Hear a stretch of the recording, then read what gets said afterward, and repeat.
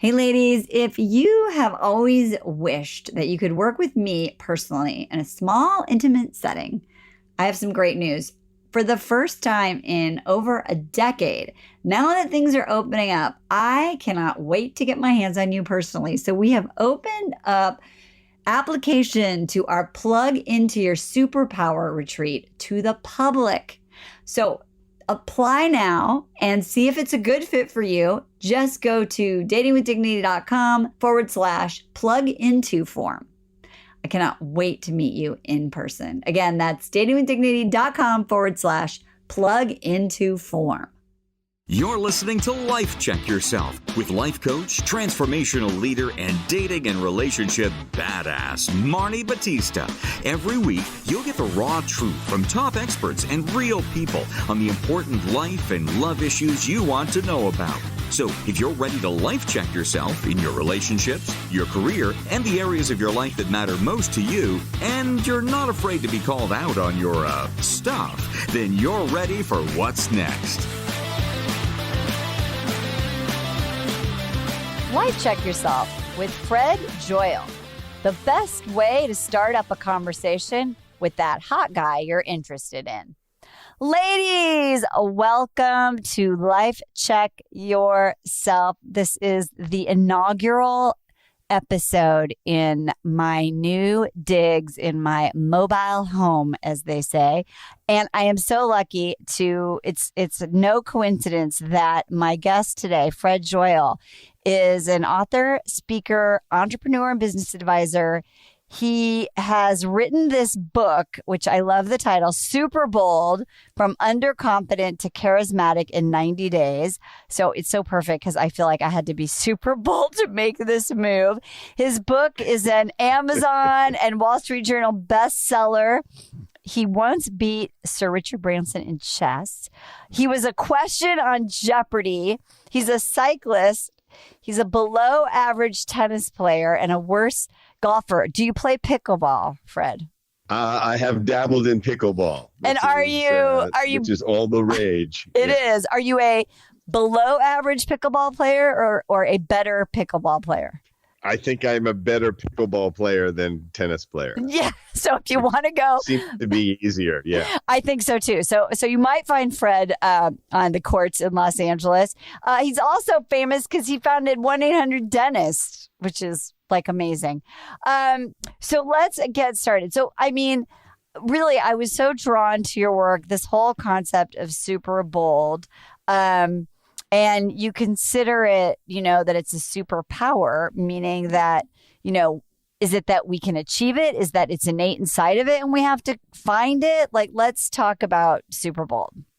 Yes, because the common misconception is that boldness is innate. It's something you're born with, and it's just something people have or don't have, instead of something that can be learned, which it can be, and it can be learned much faster than you imagine. And it's just very few people have a systematic way of doing it. I did the long way, and because I started out as a very shy and underconfident person for many years, and it impaired my life considerably, and I figured out what to do about it, but it took me a really long time. And so I want people to do it much faster. So I analyzed how I changed. And I didn't become a different person. Now I'm able to bring my full self confidently into every situation. And I don't miss out on stuff. And I take risks and have fun and meet anybody I want and speak on stage with 5,000 people in the audience. That's amazing. So if you were to define, first of all, I want everyone to sort of, if you've had the excuse that I wasn't born that way, or, I'm not, genetically inclined to be bold or courageous or charismatic. Fred has just told you that is crap. So that being said, how do you define like super bold? What does that mean to you in your world? So, people sometimes they confuse confidence and boldness, or they think they're the same thing. Confidence is how you feel in any given situation. Boldness is what you do Boldness is confidence in action. And super boldness is your ability to bring your boldness and confidence to action when it matters most. Because that's a lot of people are confident some part of the time with their co-workers, with their family, with their friends. But then when it's crucial, they can't speak up, or they can't step up, or they won't try something because it's unfamiliar or new or scary socially. This isn't about bungee jumping or base jumping or anything like that, or jumping off a mountain in a squirrel suit. This is about chasing your dreams, meeting people, trying fun stuff that's not lethal. Right. But and so just being able to, no matter what, bring that, because there will be times in your life where it will be crucial that you step up. There are pivotal moments in everybody's life, and if you look back on your life, you'll find that there are the few of these times where you were bold, and all sorts of things blossomed from that, or it was a major shift in your life, but you couldn't figure out how to replicate that boldness. You were either backed into a corner or you just summoned the courage at that moment, but it's not a regular behavior. It's not your default mode. Now, let me clear up. I still think of myself as somebody who's shy and introverted. I have those feelings, but I don't define myself that way. And that's the other thing. Don't say I'm shy, because you're not shy all the time. You behave in a shy way sometimes. You lack confidence in certain situations. I call myself, if you want to categorize me, I'm a bold introvert, because I love spending time alone. I'm a writer. I get tons of stuff done when I'm alone, but I'm not lonely. I'm alone by choice. So, and I can meet anybody I want. I can walk up to a billionaire and start a conversation with them. Walk up to Chris Rock or Will Smith. Yeah, that would be great. I'd like to get this when you do that and tell us the inside scoop. That would be super awesome. Okay, so I love this. So boldness is like, it's the action of confidence and courage, and it is something that can be learned. And when we sort of tap into that super bold power, that superpower, then from that place we can really pivot in our life to create a lot of things. I love that you use the word blossom. So let's talk about power tools, because for a lot of these ladies, you know, whether it is meeting new people romantically, it might be a first call, it might be going for an interview for a job, you need some tools. So what are some of the power tools that you think make a super good, super bold first impression? And a lot of people talk about this, but it's really being able to actively listen to someone without being just thinking. Some people, the passive listening is you're waiting for them to stop talking so that you can say what you are saying. Right. Active listening is you have no response planned. And that's a huge difference. Now, eye contact is very powerful. Body language is very powerful. Even how you shake hands. Now, because women do that. When you meet somebody, you shake their hand. And a lot of men nobody taught them how to shake their hand. It's like they're handing you a fish. Nice, firm, single squeeze handshake. And I've also met women who think we're arm wrestling. Right. They've got to show that they've got just as strong a grip as me. That's not necessary either.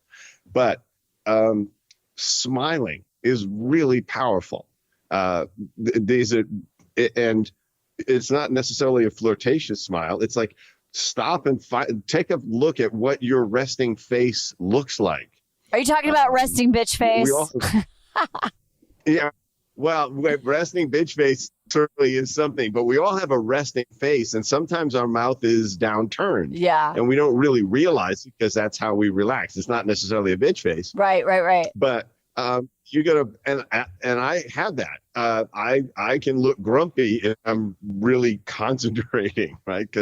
And we even have a worse face, which is check the phone face, right? Because now we've tilted our head down. We've got 3 chins, and our mouth is down, and we look horrible in profile. We don't look that good from face forward with our checking the phone face. Right. But this is much more about not having an agenda. And I'll give you an example that I just thought that happened to me that was so interesting. Is I got on the elevator the other day, and there was a mom with her 4-year-old daughter, and their daughter had her bike with her, and she had a funny little unicorn helmet. And I said, "Oh, I really like your helmet." And she says, "Yes, it's a unicorn."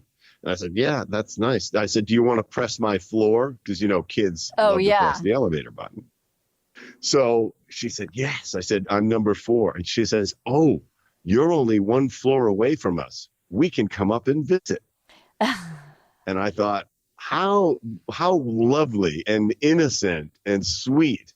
And now if I had gotten in the elevator and it was just the mom there and she pushed the button and I said, "Hey, we're only 1 floor away. I can come up and visit." Suddenly it's a shift, right? Why? Because I have a perceived agenda. I have a perceived ulterior motive.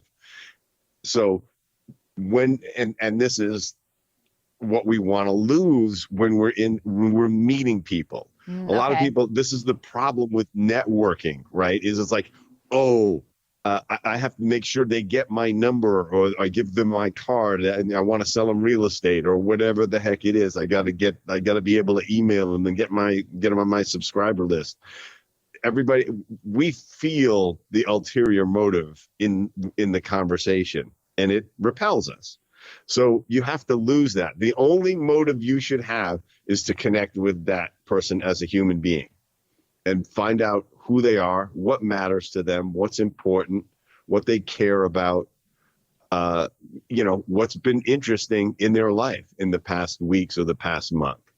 I think this is a huge thing. When you do that changes everything. Well, right, because it changes the energy. And, for those of you that are single, we've interviewed a bazillion men on our man panels, and they always talk, Fred, about like how even if you're like wearing the great dress, you're super beautiful, you've got all the look good on paper.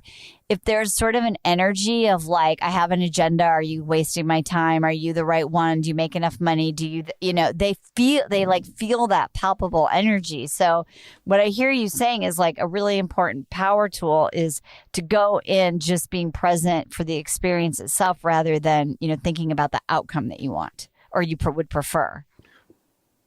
Well, and especially if you're trying to meet somebody for a relationship, the odds are that person does not meet what you're looking for. But in our mind, we'll project something on them.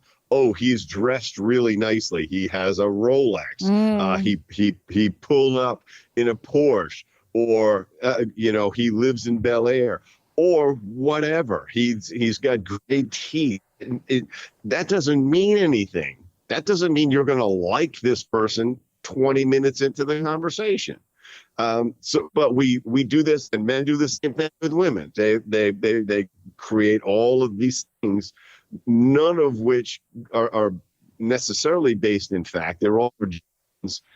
And the easiest thing to do is just find out who that person actually is without hoping it's the man or woman of your dream, because they're not. Right. So just take your time and know how to just say, it was really nice to meet you. I'm going to go meet some other people right now. Ooh, write that down, ladies. That's anything. Yeah, that's a good exit thing. Write that down. It was good meeting you. Yeah. I'm going to go talk to someone else. The way to do it is to do it while you're still making eye contact. That's a lot of people do. They do the exit line as they're turning and walking away. Because it's like nothing says I'm bored with you more than that. And there's no reason to transmit that. You know, the old adage is as true as ever, and people suck at is, if you want to be interesting, be interested in other people. Yep. You have to, the most amazing thing you can do when somebody tells you, when I meet people, I start off often with, so what's the most interesting thing that happened to you this week? And they got to think about it. But then it starts, and they'll say, oh, you know what? It was, I had never been to Tampa, and it turned out to be just this terrific town. And instead of responding, I've been to Tampa, I love this restaurant, I did this, I did that, you know what you're supposed to do? You say, tell me more about that experience. Tell me more about that trip to Tampa. I'm really interested in hearing what made it so interesting. I love this. My dad used to say that, you know, like if you are in, he said, if you interview someone, meaning like if you're asking people seriously, like authentically, like about them, then people feel seen and heard, and they enjoy telling those kinds of things when someone is actively interested, and then you're really connecting with somebody if you do that. Yeah, and really one of the things that I talk about in my book, along with talking about how you develop the superpower of boldness, are a lot of social skills and things that we do wrong in communication that are great to know and eliminate as you're going out in the world and you're saying, I want to meet people. Because your ability to meet anybody you want is one of the most powerful keys to success in life, as well as happiness in life. If you see Tom Hanks and you say, oh my gosh, I love this guy, I want to go tell him how great he is, you don't rush over and say, hi, can I take a selfie with you? You have to know how to not to be a drooling fan so that they will actually talk to you. What would you say? Well, when I met Tom Hanks, and he was with Rita, and they were in Fred Siegel, a little place in Santa Monica, and they were waiting for takeout food, and it was a Saturday afternoon. And I just walked up, and this was years ago, but I walked up and I said, Mr. Hanks, I just want to tell you how much I'm enjoying From the Earth to the Moon, which is a series on HBO that he produced. Oh. And he said, oh, really? He says, I love hearing that. He says, because this is such a labor of love for us to create. We're so passionate about it. He says, I said, yeah, I'm sitting hanging on edge waiting for the next episode every week. It's really fantastic. I really am glad you're putting the energy into it. And it's so well done.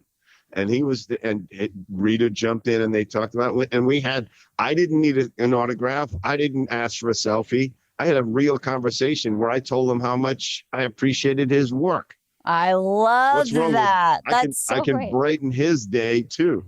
Right. That's so cool. I love it. So what are some of the communication mistakes that people make? Especially like if you think about dating or that kind of thing. Let's start with that. When they finally get to talk, they monologue. Oh.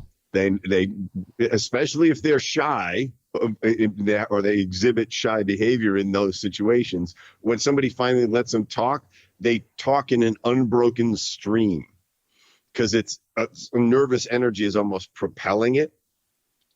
And they're not giving somebody a chance to go, I'm not that interested in that, in one way or another.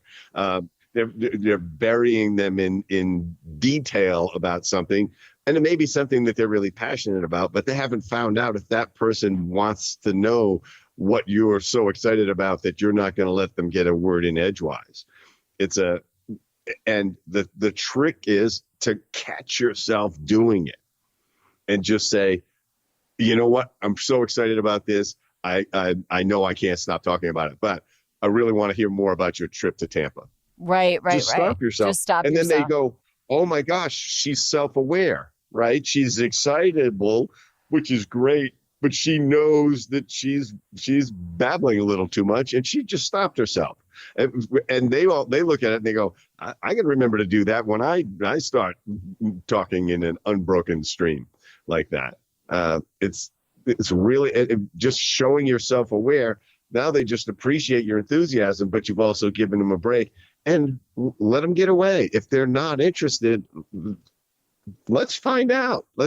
If it's something you're excited about and they find it boring, that's great to know. Right, exactly. That's not somebody you want to spend a lot of time with. So I hear a lot of ladies talk about how they're on a date and the guy maybe isn't asking them questions. And do you have, like, what's the super bold move? Because if this guy is not as self-aware, he is nervous, and he's just blah, blah, blah, blah, is there a way to sort of like boldly, but in a appropriate way, sort of redirect that conversation? Yeah, you ask the questions. If they're not offering questions, you can offer, when they respond to your questions, you can offer a little bit about yourself and circle back to them. You know what people feel like it has to be a ping pong match, and It doesn't have to be. I have been in rooms where I've talked to people and they think I'm the most interesting person they met, and they know nothing about me, because all I did is ask them questions about themselves, and I got deep with them. I have been on dates with women, and they're kind of holding back, and I'll say, so what makes you feel loved in a relationship? I'll go right in. Oh my God, a woman would love that, Fred. Yeah, and then she can tell me, because wouldn't I like to know? If she says, well, I want somebody to buy me a lot of stuff, I would like to know that. Right. And it's, it's one thing, if they're not familiar with love languages, that's fine. But, acts of service, affection, those things are all ways that we feel loved. And some of us, we have our dominant ones and ones that we don't care about. My ex-wife,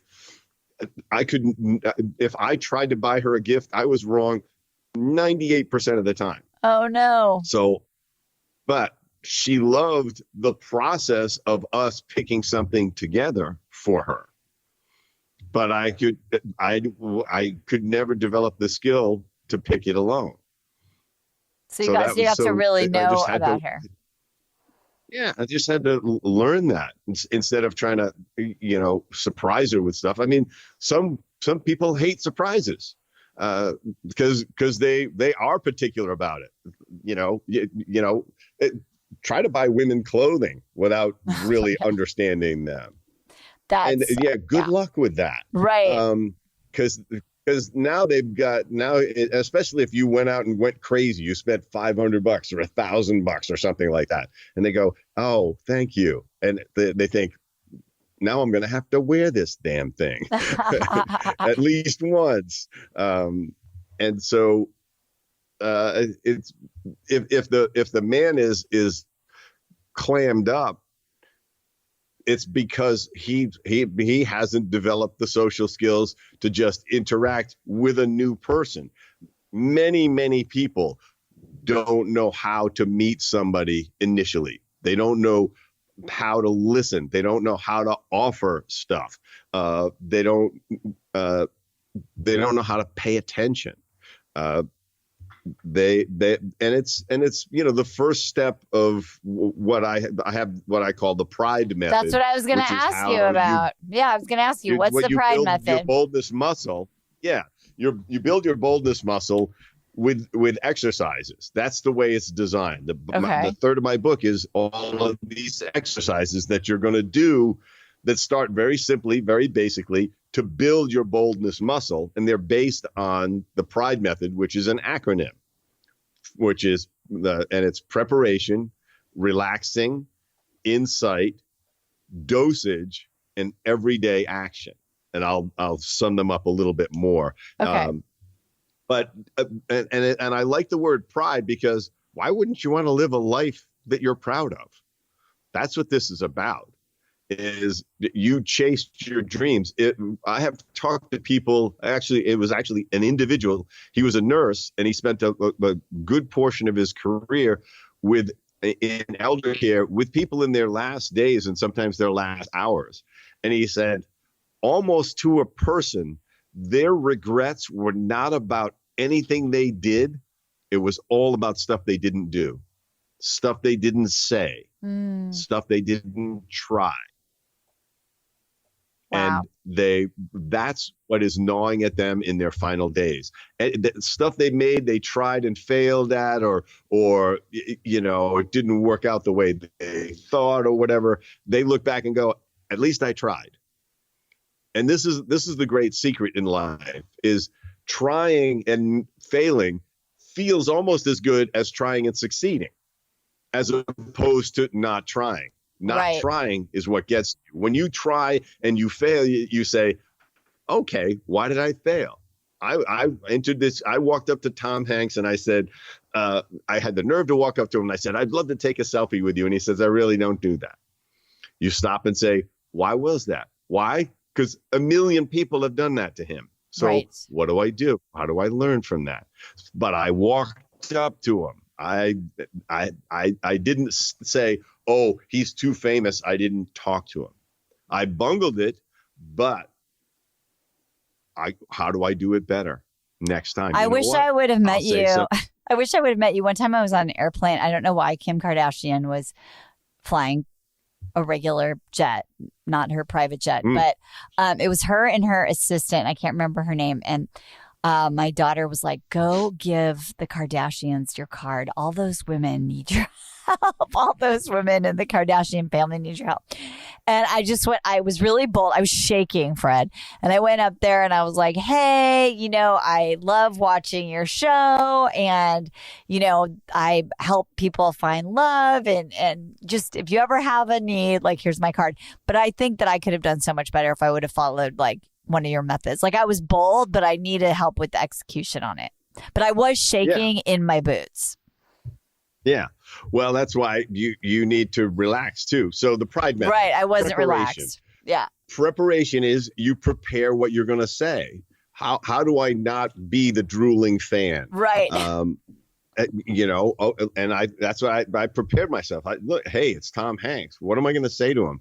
What would matter to him? Not that it matters to me that I go, oh, you're so famous. And I want to pretend I know you. I'm going to take a picture with you. So, in any situation, prepare what you're going to say. If you're going to talk to the person in front of you at Starbucks, which is one of the things I recommend, is talk to a stranger every day, just to build your boldness muscle. What are you going to say? Well, you're going to think about a compliment you could give them. Those are really interesting glasses. I love your purple hair. That outfit looks amazing on you. You have a beautiful smile. People don't get angry when you give them compliments.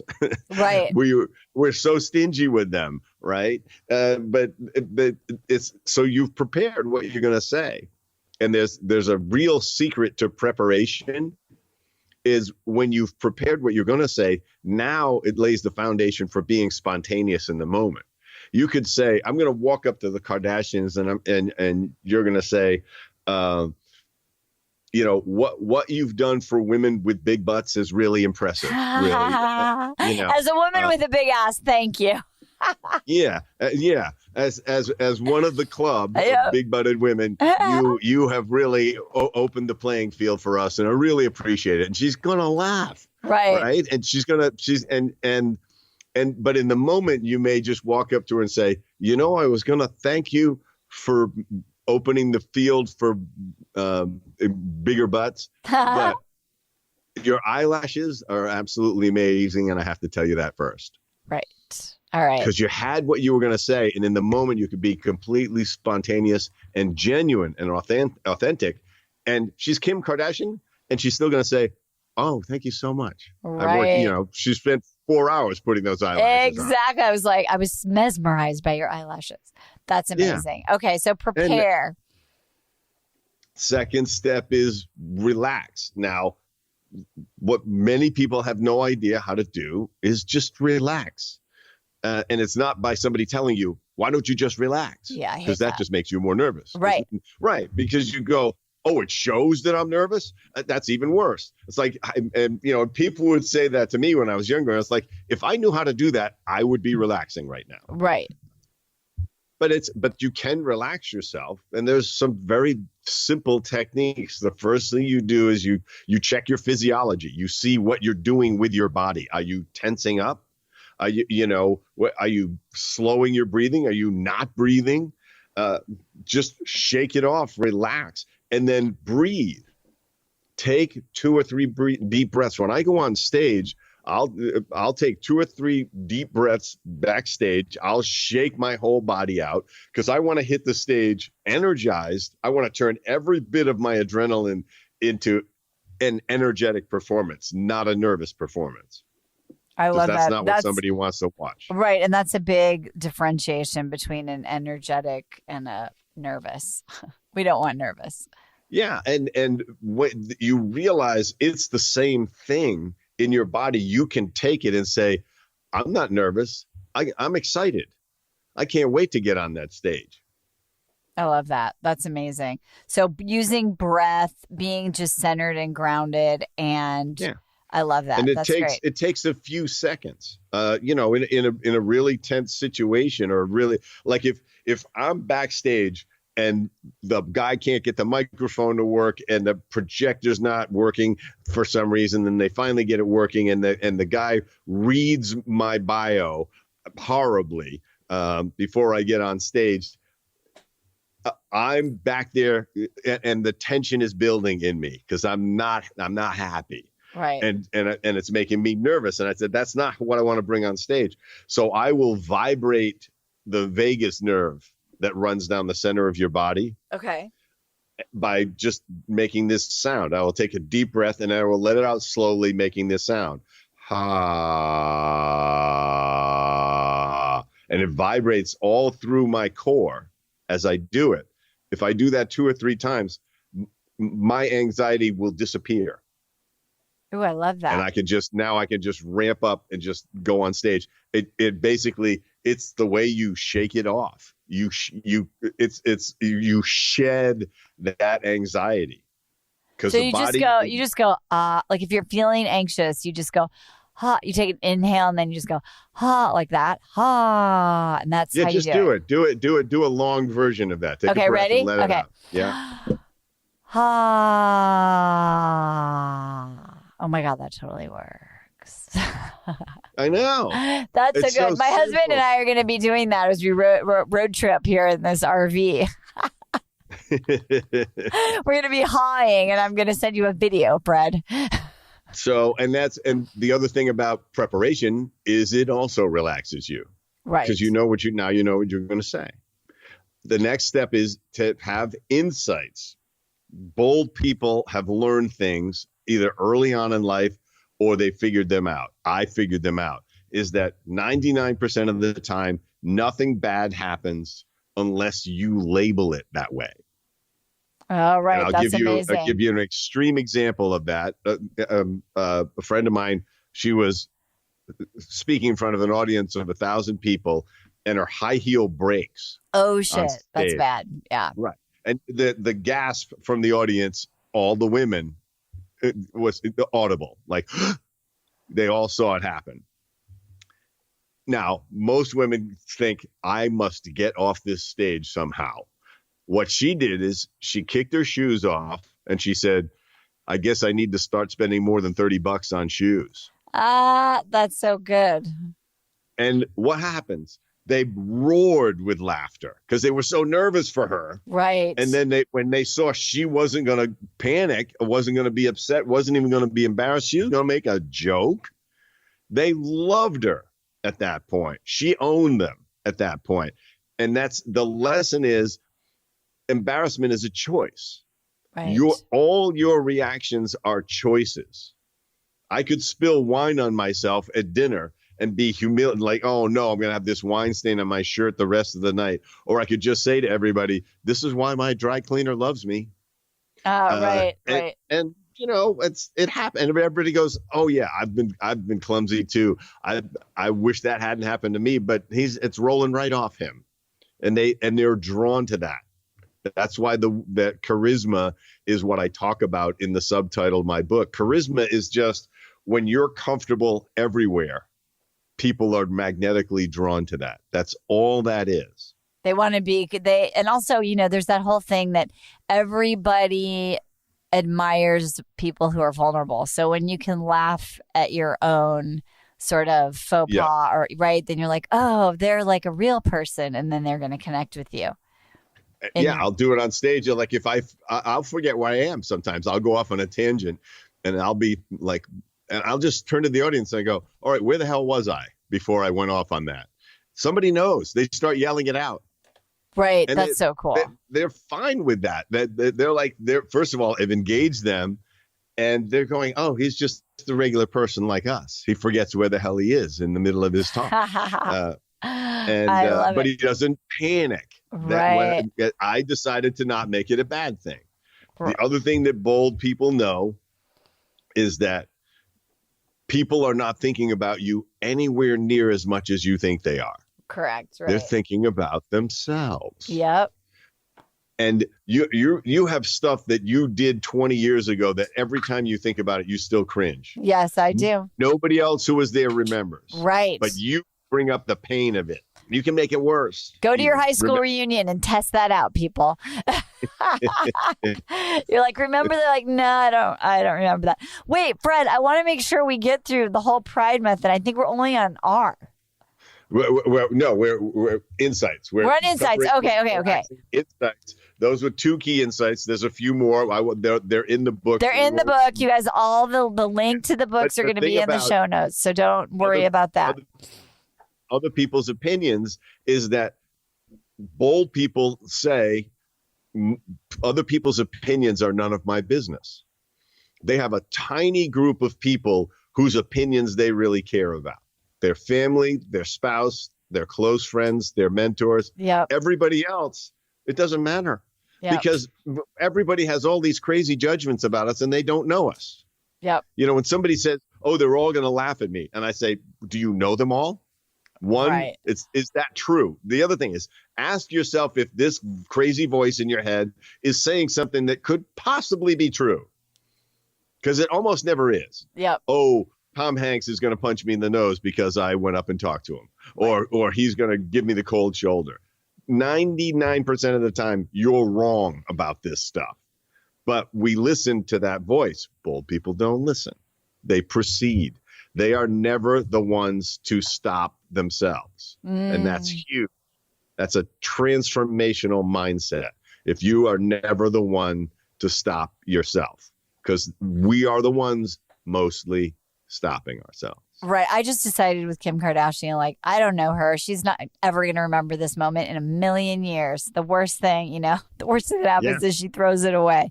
So I like that, remembering like this idea that the voice in our head is so much bigger and louder than the voice of other people because they've got their own voices. Right. They're busy listening, talking themselves in and out of stuff constantly and judging people based on their hair color or their height. Yep.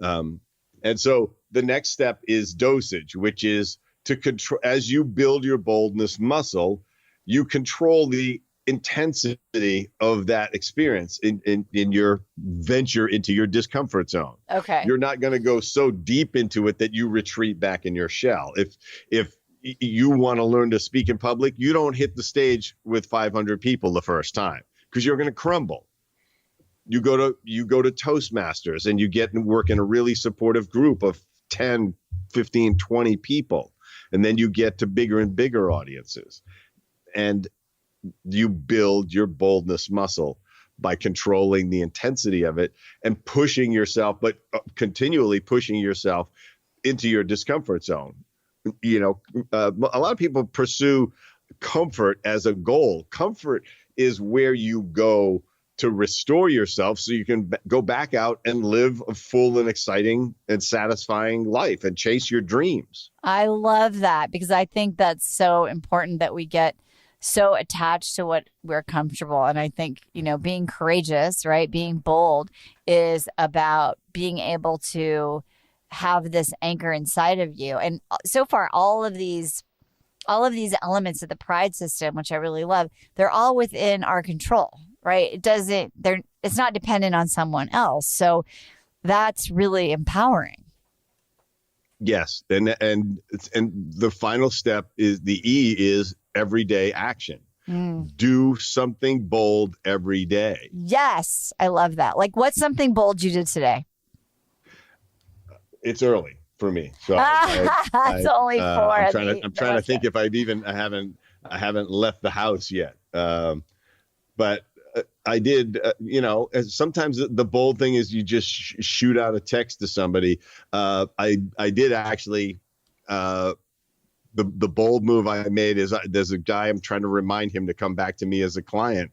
And I gave him that nudge. I gave him I didn't just go, oh, I'll wait till he gets back to me. It's like, no, I'm going to ping him. I'm going to let him know that, the clock is running and he's missing out. I love that. So I did do that, but the night is young. The night is young. You know what I did that was bold today? I was in this little country store in like Bumfuck, Kentucky, super gorgeous. And the girl at the little grocery store had the most adorable, amazing accent. And I was like, is that like a Kentucky accent? Or like if I went to Mississippi, would the accent be a little different? I was just, I'm such a Yankee. And she was like, I don't really know. She was like, I always forget that I have an accent. And we had a whole conversation, but I just was so enamored, and I kind of wanted to learn about the South, because that's why I'm here checking it out. But I really was, at first I was like, should I say that? And then I was like, no, I want to know. I want to connect with this young person and ask her some questions. Yeah. As long as you do it with a certain level of innocence, people are not going to take it the wrong way. If you embed your bias, this is a lot of things that people do. This is another, what we do wrong. We embed our hidden bias. It's like, here's an extreme example. Did you vote for that idiot Trump? Okay. Right. You didn't ask me if I voted for Trump. Okay. You asked me if I was, an idiot who voted for Trump. But that's, and it could be the same thing. Did you vote for that idiot Biden? Right. You embedded it clearly, but a lot of people do it very subtly. And so don't do it. Come at things innocently, like you did. Is that accent a Southern accent, or is it more for Kentucky? And will it be different in Mississippi? That's a completely innocent question. That's not offensive. It's like, it's not saying, what kind of hillbilly are you? Right, exactly. No. Because I'm from the North, where it's a bunch of intelligent people. Oh my God, so no. I'm really wondering, what kind of, where you learned English, Yeah, like, no. I just really, that's like my favorite part of what we're doing, is that I get to go to all these like really random places and learning about the different cultures and the people and seeing how different our country is. It's just mind blowing for me. So I think that I want to be, like you're talking about, really bold. And I have that voice. We all have that voice. It's like, oh, don't say that, or don't ask that, or don't stop and talk to that person, or ask that question, or try to get to know that person. And this is all really, really amazing. Did we get all the letters? Yeah. So the E is everyday action. And when you do stuff every day, when you commit to doing it every day, you don't have to decide if you're going to do it. You don't have to decide if you're going to brush your teeth every day, hopefully. Right. But if you say, I'm going to make a bold move, I'm going to make at least one, and I'm going to do it as early as possible so I can do 2 or 3. What happens is your brain says, oh, I guess this is who we are. Yes, and I love that. Boldness becomes your default mode because you get used to it, because it creates a positive feedback loop. When you dabble at stuff, I always tell people, it's like, well, I don't know if I feel like doing that every day. I said, if you only exercised when you felt like it, how often would you work out? Right. Twice a year, maybe? this is the same thing. Is don't do it when you feel like it. Do it every day. I love that. Do it when you feel like it. Do it every damn day. Yeah. That's amazing. Okay, last question. And maybe we talked about this, but I'm not sure, but I think it's really important if we didn't. When you're trying to be super bold, what's the thing we should not do? Like, what's the biggest mistake if you're trying to become super bold? To judge yourself as you do it. Okay. I think that because if you need to succeed early, that's not how it's going to go. That's part of the dosage thing, is start with something. If you feel shy, then you just need to smile at everybody you meet.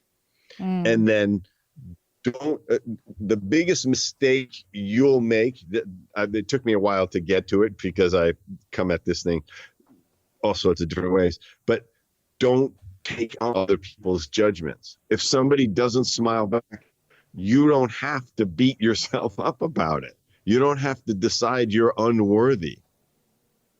You just have to say, wow, they're not having a good day. And they may not be. It could be the worst day of their life. Or they could have bad teeth, whatever. They didn't smile back at you. But what's going to happen is most people are actually going to smile back at you. And you're going to say, well, that's kind of nice to smile at everybody like that. But don't take on the failure as anything other than a step forward, a step up, a learning process. That's so important. I love that.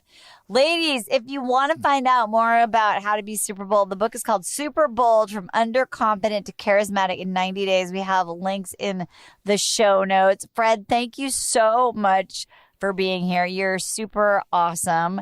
And I am going to keep remembering what you said today in my own adventure in courageous living here. And I will try and practice being super bold every day. Action every day. Ladies, I love it. Whatever you do, are you being super bold? Life check your damn self. We'll see you next time. Bye-bye. Hey, thanks for tuning into today's show. So if being in an intimate relationship in which you feel 100% seen, heard, and accepted by a high caliber man is a priority for you right now, and you're interested in seeing if you're a fit for working with me and my team at Dating with Dignity, here's what I want you to do. Just head over to DWD VIP, that's D as in dating, W, D as in dating, VIP.com, and book a call to speak with my team. We'll get on the phone with you for about 60 minutes, and you'll get crystal clear on what's stopping you from finding true love right now. We'll also take a look at what you want to create, what you want your whole life to look like when you're able to finally be fully expressed as a woman in a healthy relationship with an incredible guy. And if we can help you get from where you are right now to where you want to be, we will show you the fastest path possible that makes sense for you to do that. We help smart, successful women all over the world solve this one missing piece in their life so they can finally have it all. So to see if we can help you do the same thing, head over to DWDVIP.com. I'm Marni Batista, and let's talk soon.